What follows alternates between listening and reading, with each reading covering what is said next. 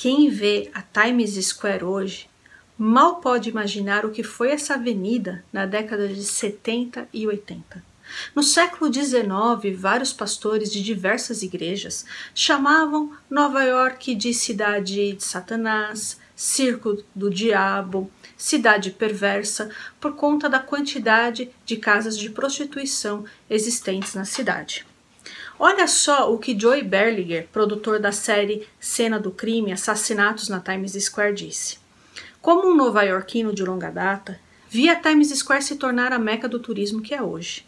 Mas muitas pessoas se esquecem de como ela era sombria no final dos anos 70 e início dos 80, quando isso aqui era um playground sexual sem lei, que permitiu a muitos predadores explorarem as prostitutas por aqui.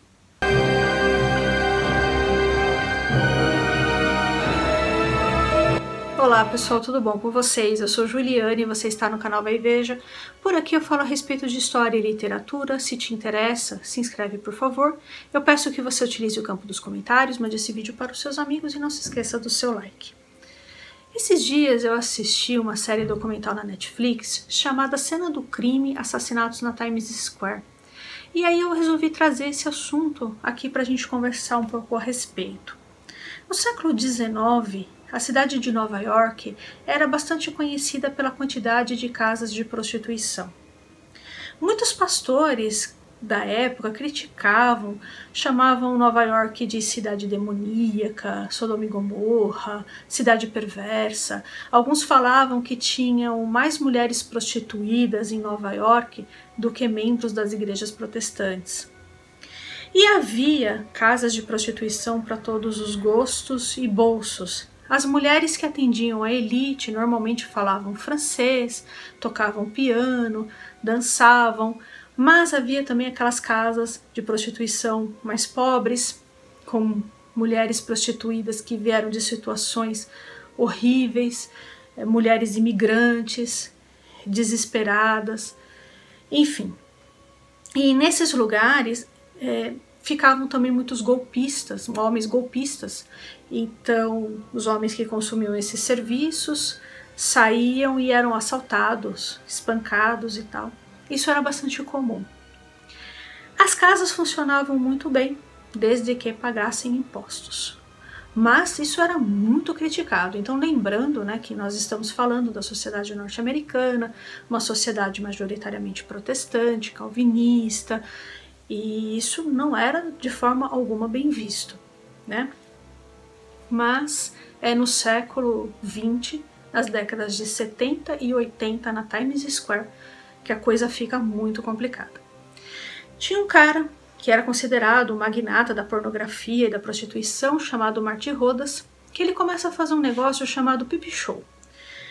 Eram vídeos de prostituição, né? E os homens ficavam colocando moedas para ver esses vídeos.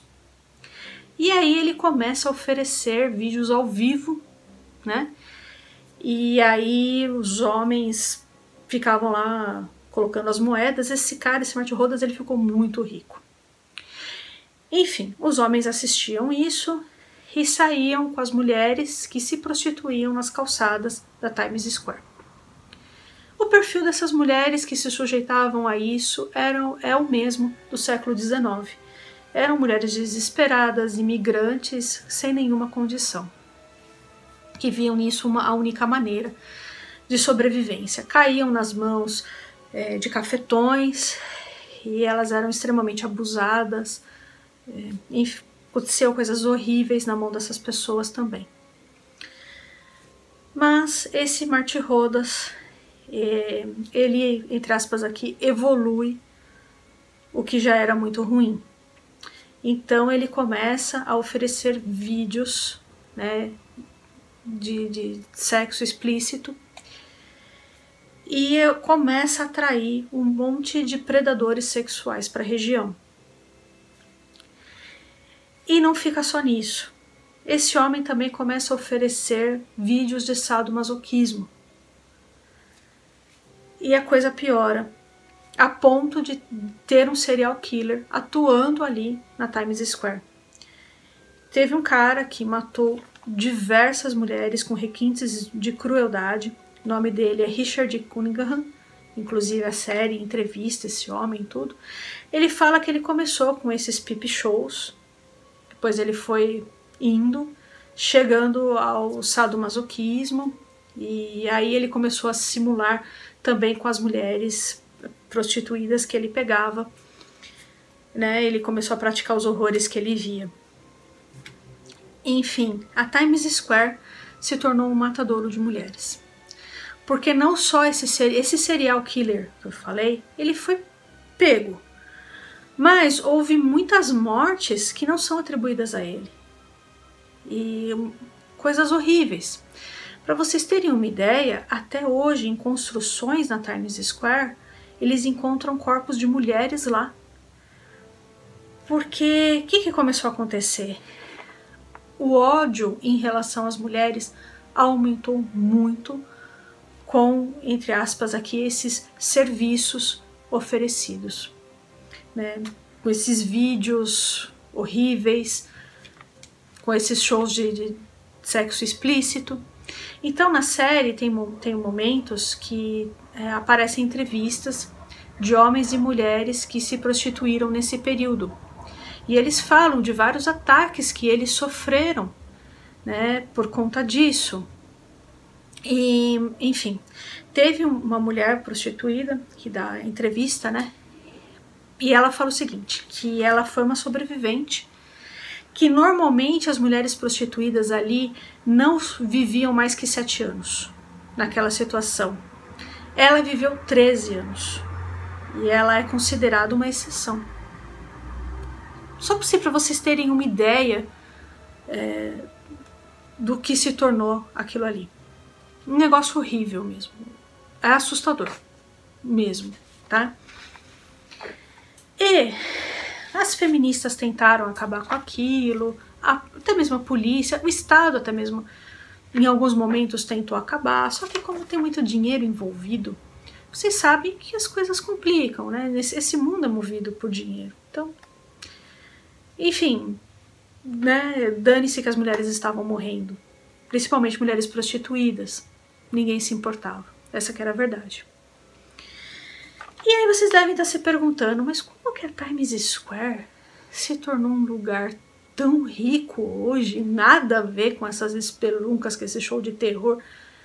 Então, por conta da AIDS, segundo a série, né? Na década de 80, estourou a doença e tal, e muitos homens ficaram com medo de consumir prostituição e tal.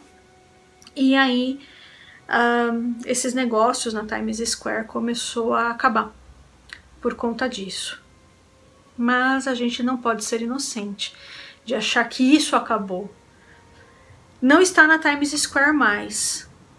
Talvez não esteja tão evidente nas principais cidades do Brasil. A gente veja alguns lugares estranhos aqui e ali, mas são poucos. Porque, na verdade, esse negócio migrou para a internet. Eu não sou especialista nisso, né? Mas, pelo que eu leio, as coisas são bem piores hoje.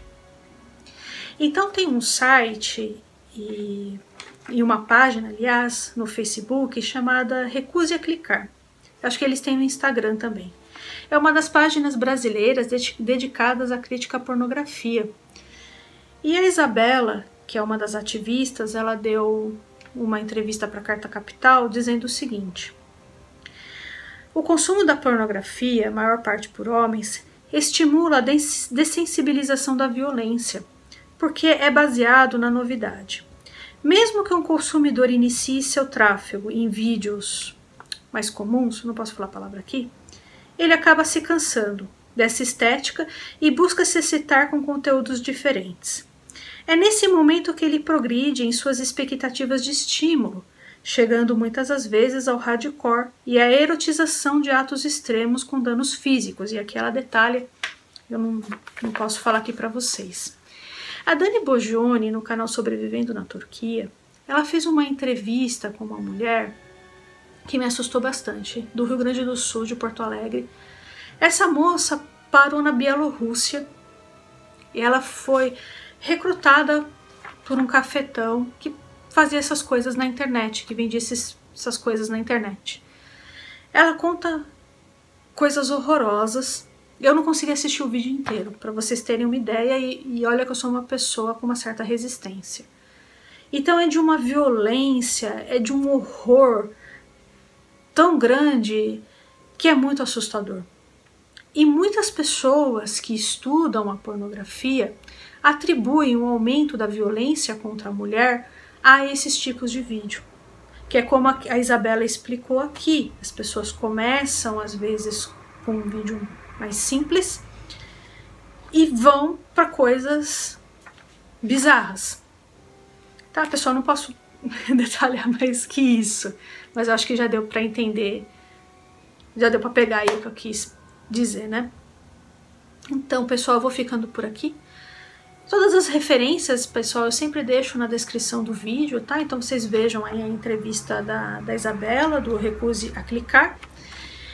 E também vou deixar o vídeo, para quem não conhece, né, o trabalho da Dani Bongiorni. Ela faz um grande trabalho de prevenção a tráfico humano, é muito interessante, vou deixar também para quem não conhece. E os livros e a série da Netflix também que eu utilizei, tá bom? Eu espero que você tenha gostado do vídeo de hoje. Peço que você não se esqueça, por favor, de se inscrever nesse canal, curtir e compartilhar esse vídeo. Um abraço e até mais.